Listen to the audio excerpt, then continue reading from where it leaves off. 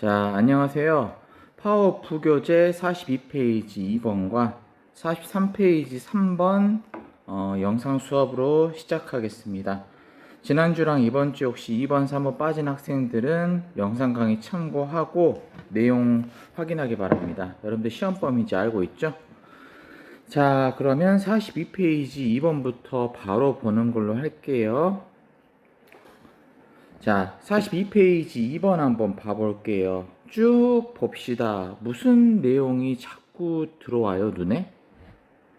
뭐, conflict, war, 그 다음에 뭐 쭉 계속 나오는 것이 just war, 그 다음에 아까 뭐 conflict, 계속 어떻습니까? 전쟁과 갈등이 계속돼서 나오고 있죠.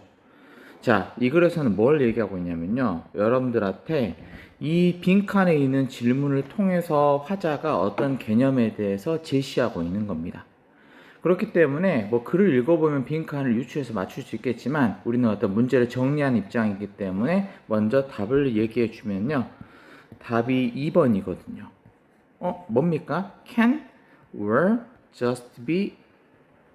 ever be justified? 하고 물어보고 있습니다. justify가 정당화하다라는 뜻이기 때문에 전쟁이 정당화 될 수 있을까? 라는 질문에 대해서 이야기를 하고 있습니다. 전쟁이 정당화 될 수 있을까요?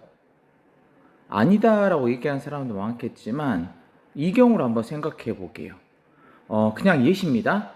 일본이라는 우리의 인접한 국가가 우리나라의 부산에 있는 배를 5채를 탈취를 하고 독도를 무단 점거했어요. 그래도 우리는 전쟁이 정당화될 수 없고 부당한 것이기 때문에 전쟁 일으키면 무조건 나쁩니까? 아니죠. 어떤 상황에서 어떤 입장에 있는 그런 측면의 나라들은요, 정당하게 전쟁을 할 수 있는 그런 정당화되어진 전쟁이 있을 수도 있다라는 거예요. 맞잖아요. 다른 나라가 부당하게 침입해서 우리나라 영토를 침략했는데 우리는 전쟁은 무조건 부당한 것이야. 우리는 정당함을 지키기 위해서 전쟁 안 해야 돼. 이건 또 말이 안 되잖아요. 그렇기 때문에 이 글에서는 무엇을 얘기하고 있냐면요. 일단은 전쟁이 정당화될 수 있을까라는 2번의 물음에 대해서 yes라고 대답했어요. 단 어떤 기준 같은 게 있어야 되겠죠. 그 기준은 옛날부터 있어 왔고 현대까지 많이 발전해 왔다라고 이야기를 하고 있습니다. 자, 그러면 주제 한번 적어볼게요. 뭐라고 적어볼까요? The historical, 역사적인, development, 발달. 뭐가 역사적으로 발달하고요? 그 다음에 그 역사적으로 발달한 criteria, 기준이 무엇이었는지. 어떤 기준이겠습니다. 어떤 기준이겠습니까? The concept of a just war예요. 정당한 전쟁. 그러니까요. 정당한 전쟁에 대한 그 개념에 도대체 기준이 무엇이고 그 다음에 역사적으로 어떻게 발전했는지 이걸 제시하고 있는 글입니다. 자, 글에 따르자면 중세시대 때부터 정당한 전쟁인 것에 대해서는요, 무엇인지에 대해서는 이미 사람들이 많이 논쟁을 거쳤었대요. 자, 그런데 그게 현대까지 많이 발전해 왔겠죠? 그런데 정당한 전쟁이라는 것이 중세시대 때는 철학적 도덕적 철학, 이런 것들이 윤리성에 관련된 것이었다고 하면 자, 지금 현재는 여러 나라와 관련이 있기 때문에 국제적인 어떤 협약, 규칙 이런 걸로 더 발전돼서 세부적으로 규칙이 나오게 되었다. 이 정도로 얘기하는 거고 분명히 이 글에 따르자면 정당한 전쟁이라는 건 있고 그 기준에 대해서 얘기를 하고 그 기준이 어떻게 발전되었는지 이렇게 얘기하는 글이다라고 정리를 하면 됩니다. 자, 읽어볼게요. 뭐라고 나왔는지. 자, 첫 번째 문장 보겠습니다. There has always been conflict. 항상 갈등이라는 것은 있어 왔대요. 어디에? 여러 나라들 사이에 갈등은 있어 왔고, 그 다음에 여러분들 잘 알다시피 despite 전치사가 나왔습니다. 뭐뭇에도 불구하고. 그래서 뒤에 주어 동사가 아닌 명사구가 나와서 이렇게 있음에도 불구하고 라고 해석하면 되겠죠. 자, 거의 universal 보편적으로요. 그러니까 공통적인 condemnation이 있었음에도 불구하고, condemnation은 뭐죠? 자, 비난이죠. 자, 보편적인 비난이 있었습니다. 뭐에 대해서? 무력 사용.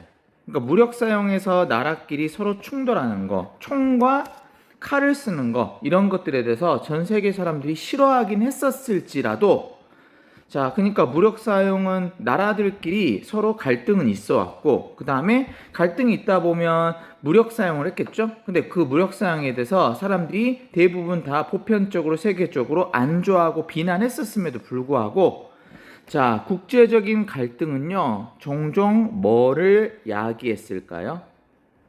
그렇죠. 국제적인 무력 사용은요, 종종 전쟁이라는 것을 야기했다라는 겁니다. 그러니까 사람들이 싫어해도 나라들끼리 싸우다 보면 전쟁이 나왔다. 그러면서 뭐 전쟁은 불가피한 것이었고 사람들이 싫어하는 것이었다. 이런 개념을 던집니다. 근데 화자는요, 아까 이야기했다시피 이 점을 물어보고 싶은 거예요. 그런데 진짜 정당화될 수 있는 전쟁이라는 게 있을까? 전쟁이라는 것은 정당화될 수 있을까? 돼야 되죠. 될 상황이 있겠죠. 그런 식으로 따지면요, 뭐죠? 우리나라가 일정 강점기 때 안중근 의사랄지 아니면 독립운동가들이 전쟁을 해서 우리나라를 다시 가져온 걸 가지고 잘못됐다. 그래도 전쟁은 안 해야지. 이렇게 비난할 수도 있는 거잖아요. 근데 그게 아닌지 우리는 알고 있죠. 분명히 우리 측 입장에서는 정당하게 다시 국권 수복을 위해서 전쟁할 수 있는 정당함이 있었다라고 주장할 수도 있고, 국제적으로도 인정받고 있는 정당한 전쟁이잖아요. 그러면 이 정당한 전쟁이라는 것이 정말 있는가라고 물어보면서 그에 대한 답을 얘기하고 있습니다. 자, 이러한 질문인데 언제 어드레스드 되어졌냐? 자, 어드레스 동사가 주소란 뜻 말고 동사로 다루다, 대처하다. 그러니까 이 질문은 어떤 질문이냐면요, 뒤에 나오는 것처럼 중세 이슬람 교도와 기독교 교도 철학자들에 의해서 대처되어지고 다루어진 그런 질문이었대요. 그러니까 그 사람들 입장에서 어떻습니까? 신의 뜻으로 싸웠다고 하는데 다른 사람이 봤을 때는 정당하지 않은 전쟁일 수도 있잖아요. 그렇기 때문에 그들 종교적인 철학자들은 굉장히 많이 고민을 했겠죠. 이 전쟁이 정말 우리의 이기심 때문이나 폭력성 때문에 발생한 것인가? 아니면 정말 정당한 전쟁인가? 우리가 뺏긴 것을 되찾고 뭔가 평화를 되찾기 위한 진짜 정당한 전쟁인가? 이런 것에 대해서 고민을 많이 했겠죠.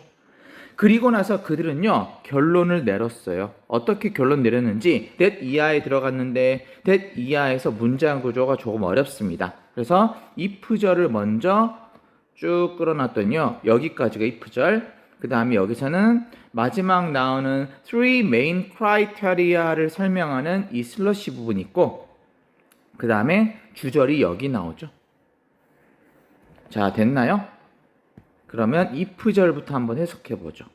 만약에 전쟁이 만족시킨다면, 한 전쟁이 있는데 그 전쟁이요, 세 가지의 주된 기준을 만족시킨다면, 자, 세 가지 주된 기준을 이따가 보고요. 그러면 어쩐다? There is such a thing as a just war. 그러면 정당한 전쟁이란 어떤 것은 분명 있네 라고 이야기를 한 거죠. 자, 그 세 가지 기준이 뭔지에 대해서 한번 얘기를 해봅시다. 그 세 가지 기준은 뭐냐면요, 자, 그 전쟁은 반드시 authority, 권위성을 지녀야 된다. 그 권위라는 것은 나라나 아니면 지도자에 의해서 선언되어져야 된다. 무슨 말이냐면요, 부산에 예를 들어서 부산의 사하구 쪽에 그 배가 어떤 부질러지고 일본 사람들이 그렇게 배를 탈취했을 때 용감하게 사하구청장이 자, 지금부터 일본과의 전쟁을 시작한다 하고 얘기할 수는 없잖아요. 당연한 거지만 그쪽이 당했어도 뭐 우리나라 같은 경우는 대통령이 전쟁을 결정해야지 당위성 있는 전쟁, 정당한 전쟁이 되겠죠. 사구랄지 어떤 구청장이나 아니면 동장 이런 사람들이요 총을 들고 싸운다고 해서 야 정당한 전쟁이네 라기보다는요 너무 성급했네 폭력적이네 라고 비난받을 수 있겠죠. 다시 말해서 권위가 있어야 되고요. 그 다음 뭐 이유가 있어야 돼요. 그래 일본 이번에 쳐들어왔다고 전쟁하자. 뭐 이 기회에 우리가 뭐 독도도 다시 찾아오면서 대마도도 뺏어오지 라면 안 되겠죠. 다시 말해서 우리가 어떤 빼앗긴 어떤 것들에 대해서 다시 회복시키는 이유가 있어야 되겠죠. 그냥 심심하니까 한번 쳐들어 볼까? 안 그래도 그 나라 마음에 안 들었잖아. 이런 것들은요 아무리 대통령이 선언을 해도 절대 정당한 전쟁이라고 정당한 전쟁이라고 인정받을 수 없겠죠. 그 다음 세 번째 뭐 의도가 있어야 된대요. 그 의도라는 것은요 아까 얘기했던 것처럼 뺏긴 것을 우리가 다시 찾아서 사과를 받고 다시 평화를 유지하기 위한 의도야 돼야지. 아까 얘기했던 것처럼 그래 독도를 뺏었다고? 그래 잘됐다. 그러면 독도 다시 가져오는 김에 홋카이도를 다 가져와 버리자. 뭐 이런 것들 같은 경우는요 절대 인정받을 수 없는 의도겠죠. 왜냐하면 자 다시 평화를 회복하기 위한 의도가 인정받아야 되기 때문에 그렇게 전쟁을 할 수도 있겠죠. 하지만 그 전쟁은요 정당하다고 인정받는 전쟁은 될 수 없다라는 겁니다. 자 됐죠?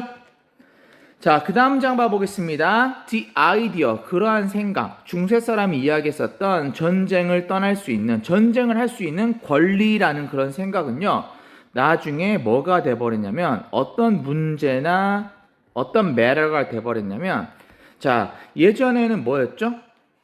예전에는 단순하게 철학자들에서 이야기했었던 무엇? 이런 것들 도덕적 철학의 개념이었다면 그거라기보다는 나중에 뭐가 되어버리냐면요 이런 식으로 국제적인 협약으로 발전되었다라고 얘기를 하고 있는 겁니다. 그러니까 예전에는 뭐였죠? 철학적 도덕 철학 맞죠? 그러니까 단순하게 사람들이 사람답게 살려면 전쟁은 이런 식으로만 해야 되지 라는 도덕적 철학이었다면 현재는요 국제 협약이 돼버렸다라는 겁니다. 됐죠? 이렇게 바뀌어버렸다라는 거예요. 그리고 더 많은 세부적인 기준 자 아까 말했던 정당한 무력 사용에 대한 정당한 기준 같은 경우가 설립되어졌다라는 겁니다. 그러니까 국제적 협약이 되면서 기준이 더 명확하게 더 많이 들어왔다라는 거죠. 그래서 자 these가 가리키는 것은 당연히 뭐겠습니까? 방금 얘기했던 more detailed criteria가 되겠죠. 왜 these라고 썼는데 criteria라고 되어 있습니까? criteria가 세상의 복수죠. 왜 복수입니까? A로 끝나는 복수예요. 이런 복수 표현들 가끔 있잖아요. 크라이테리아는 복수 표현입니다. A로 끝나는 복수 표현. 그래서 예를 들어서 A로 끝나는 복수 표현이요. 몇 개만 더 적어보면 뭐 됐죠? 미디어도 사실 복수죠. 그 다음에 피노미나 현상도 사실 복수죠. 그 다음 뭐 여기 나오는 criteria 이것도 복수 표현이죠. 그래서 구어체에서는 단수라고 이야기할 수 있겠지만 그래도 문법상으로는 복수이기 때문에 이게 these를 가리킵니다. 자 그러면 these는 뭐라고요? 더욱더 세부적인 기준들. 자 더욱더 세부적인 기준들이요 포함하고 있습니다. 뭘 포함하고 있냐면요 전에 있었던 뭐죠? 아까 얘기했었던 1번 권위, 2번 이유, 3번 의도 맞죠? 중세시대 때 썼던 이러한 적절한 권위 아까 1번 그 다음에 정당한 이유 그 다음 세 번째 올바른 의도 이것을 당연히 포함하고 있겠죠. 새롭게 만들어진 국제협약은 하지만 그것뿐만 아니라 또한 뭐도 포함하고 있냐면요 뭐 4번이나 5번 같은 것도 포함하고 있대요. 읽어볼까요? 뭐 성공 가능성의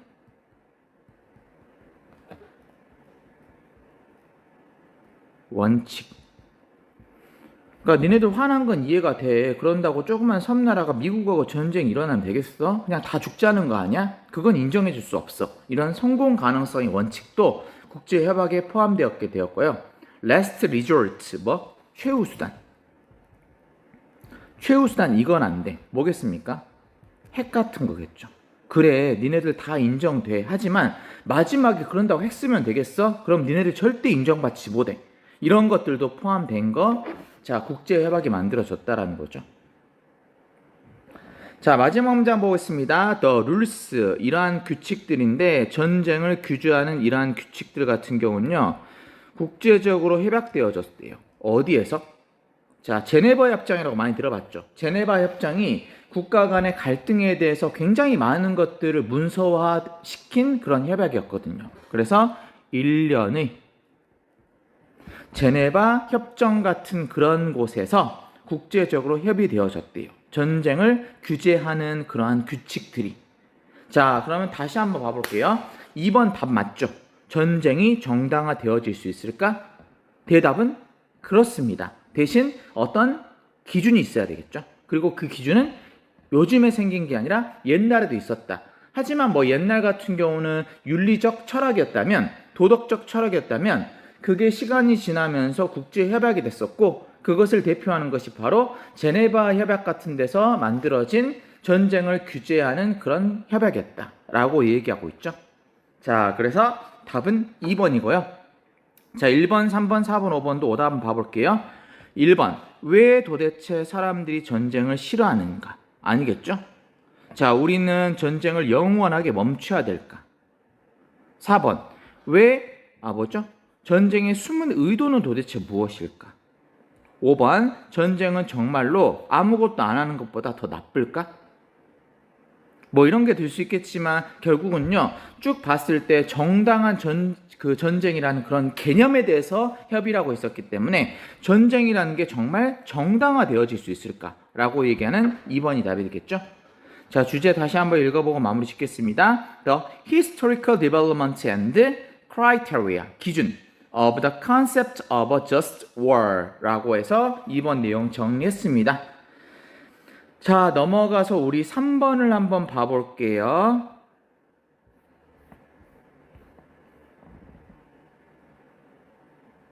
3번 시작하겠습니다. 3번은 어려운 문제는 아닙니다.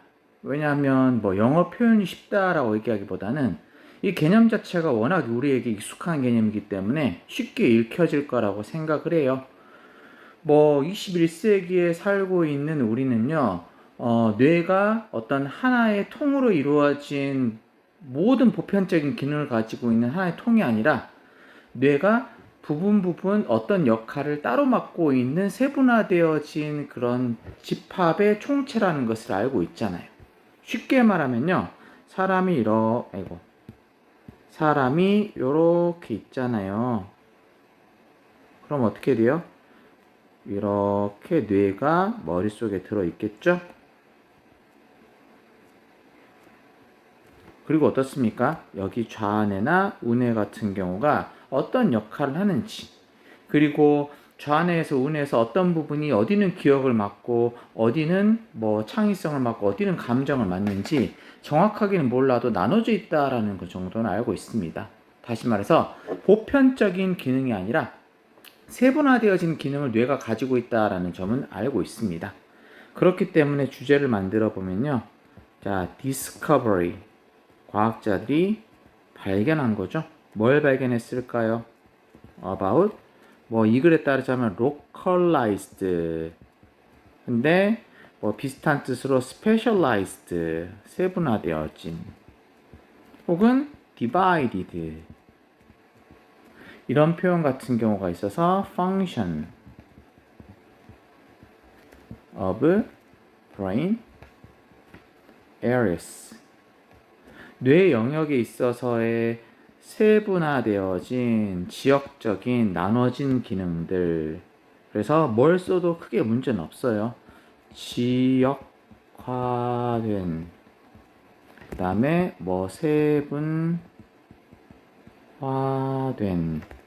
나눠진, 합쳐졌거나 보편적인 기능을 가지고 있다라고 얘기하는 건 아니잖아요. 들어봤죠. 사고를 통해서 뇌의 굉장히 많은 부분을 절제했어도 다른 부분은 다 굉장히 정상적으로 처리를 하는 반면에 특정 부분만 이상이 생기는 거. 이해했죠? 그래서 이런 글이 나와 있어요. 그리고 우리가 알고 있는 상식 중에 그게 있잖아요. 뇌의 전전두엽 부분에 뭐 선천적이나 후천적인 손상이 생기면 타인의 감정에 대해서 읽을 수 있는 능력이 사라져 버려서 사이코패스가 되는 거, 이런 것도 많이 들어봤잖아요. 그렇죠? 그리고 뇌의 어떤 상당 부분을 절제해도 뭐 기억력이나 이런 것들은 문제가 없는 경우도 있고, 반대로 조금만 어떤 한 부분을 다쳐도 언어 장애가 오거나 기억을 못하는 경우도 있고, 그래서 뇌는 각각 맡은 부분이 다르다라고 이야기하고 있는 그런 글입니다. 자, 그래서 첫 번째 문장 보니까요, 주제문이 들어가 있네요. 그래서 자, 첫 번째의 실제적인 증거인데, 이런 실제적인 증거가 비롯되었다. 어디서부터 비롯되고 나왔냐면요, 병원에서의 환자들의 실험으로부터 비롯되었다. 어떤 개념에 대한 증거겠습니까? 방금 얘기했던 것처럼 뇌가 서로 다른 기능을 맡은 부분이 있다라는 거겠죠. 그래서 답이 몇 번? 2번입니다. Functions are localized. 아까 얘기했던 것처럼 얘를요, divided로 고쳐도 되고 뭐 specialized로 고쳐도 문제가 없겠죠. 그래서 뇌에서 이런 기능들 같은 경우가 세분화되어져 있네, 지역적으로 나눠져 있네 라고 이야기하는 그런 글입니다. 자, 그것에 대한 증거가 병원에서 환자들의 실험으로부터 나왔다라는 거예요. 자, 한번 실험 봐볼게요. 유명한 어떤 케이스가 피니스 피 게이지라는 사람의 경우입니다. 마치 이렇게 얘기하니까 그 의사 이름 같지만 의사라기보다는 환자 이름이거든요. 누구였대요? 철도 노동자였네. 자, 그리고 그 사람은요, 1848년에 살아남았대요. 어떤 사고로부터 살아남았었던 철도 노동자였는데, 어떤 사고였습니까? 세상에 자기의 왼쪽 뇌의 앞부분을요, 왼쪽 앞부분 뇌를 완전하게 많은 부분 파괴해버렸었던 사고로부터 살아남았었던 그런 철도 노동자의 예시를 들고 있습니다. 자, 비록 그 사람은 정상적인 삶을 했대요, 못했대요? 했어요. 노멀 라이프를요, 이끌어가는 것은 계속 했음에도 불구하고. 그러니까 마트 가서 계산도 하고, 친구들이랑 이야기도 할 수 있고, 기억력도 있고, 다 할 수 있었어요. 그래서 정상적인 삶을 웬만하면 다 이끌어갈 수 있었대요. 뇌의 좌뇌의 앞부분이 많이 손상되었었던 사고에 살아남았음에도 불구하고. 하지만 어디에 문제가 생겼죠? 그의 성격이 극적으로 바뀌어버렸대요. 뭐 전에는 내성적이었는데 갑자기 사람이 폭력적이 된다 할지, 혹은 전에는 되게 따뜻한 사람이었는데 이제 더 이상 사람들한테 감정을 못 해주는 그런 성격이 됐다든지, 이런 식으로 성격이 극적으로 바뀌어버렸다라고 얘기를 하고 있습니다. 그러니까 알 수 있는 건 뭐? 그 사람의 좌뇌의 앞쪽 부분이 그 사람의 성격과 관련된 그런 부분을 맡고 있었구나라는 것을 알 수가 있겠죠. 자, later, 나중에 생리학자인 폴 브로카라는 사람이 어쨌대요? 자, 시험해 봤대요. 뭘 시험해 봤대요? 환자들을 실험해 봤는데 어떤 환자들이었습니까? 심각한 severe speech disorder, 언어장애죠. 심각한 언어장애를 가지고 있는 사람들을 대상으로 실험을 해봤대요. 근데 어떤 심각한 언어장애를 가지고 있는 사람이었냐면요, 뇌를 부검을 했나 봐요. 왜? passed away라는 단어가 나왔거든요. passed away는 무슨 뜻인지 알까요? 죽다라는 조금 고급스러운 표현을 말합니다. 그러니까 died 쓰면 될 것을 뭐 돌아가셨다, 혹은 작고하셨다, 이런 식으로 좀 멋진 말도 있잖아요. 그래서 이미 돌아가신 언어장애를 심각하게 앓고 있었던 사람들의 뇌를 실험해 봤대요. 그리고 and 다음에 병렬 구조 발견했죠. 뭘 발견했을까요? 언어장애를 겪고 살았었던 사람들의 죽은 뇌를 조사해 보니까 손상이 있었네. 어디에? 그들의 뇌의 특정한 부분에 똑같이 손상이 있음을 발견한 겁니다. 나도 과학자가 아니기 때문에 어느 부분은 손상이 돼야지 언어장애가 찾아온지 몰라요. 하지만 여기에서 알 수 있는 것은 뭐냐면요. 죽은 환자들을 조사해봤더니, 특히 언어장애를 가지고 죽었었던 환자들을 조사해봤더니 뇌에 비슷한 부분이 다 손상돼 있다는 것을 발견했다는 겁니다. 그것을 통해서 뇌의 어떤 그런 특정 부분이 언어를 맡고 있구나라는 것을 알 수가 있겠죠. 그 뒤에 이어진 칼 워니크라는 사람도요, 비슷하게 뭘 발견했을까요? 이 부분을 발견했습니다. 어떤 부분?